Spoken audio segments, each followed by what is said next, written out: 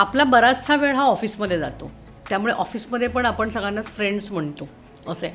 पण काही ठिकाणी असं सांगितलं जातं किंवा काही ठिकाणी एक्सपर्ट्स असं सांगतात की ऑफिसमध्ये तुमच्याबरोबर काम करणारी व्यक्ती ह्या तुमच्या बेस्ट फ्रेंड नसतात, त्या तुमच्या स्पर्धक असतात. त्यामुळे ऑफिसमध्ये तुमची कोणाशीही बेस्ट फ्रेंडशिप होऊ शकत नाही. हे कितपत खरं? नाही, आता याच्यामध्ये खूप विविध आयाम आहेत या सगळ्या गोष्टींना.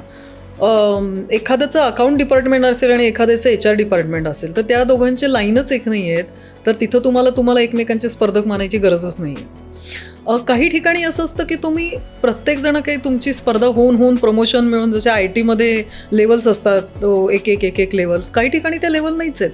काही ठिकाणी तुम्ही त्या सिच्युएशनमध्ये तुमच्या पोस्टवरच राहतात.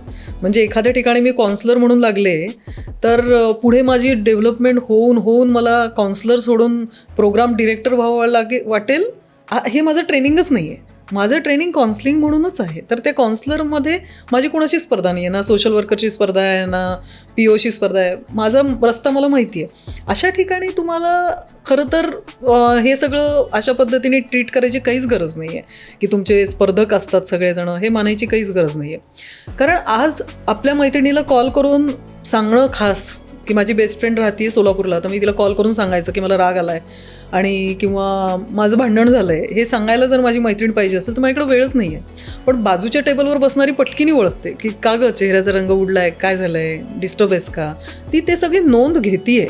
आणि अशी जर ह्युमॅनिटी, मानवता आपल्या आजूबाजूला आहे, तर ती केवळ स्पर्धकाच्या इन्सिक्युरिटीमुळे आपण का घालवतोय? तर आपल्याला आपली वाट माहिती असली पाहिजे. संपूर्ण व्हिडिओ पाहण्यासाठी ओनली मानिनी चॅनलला जरूर भेट द्या.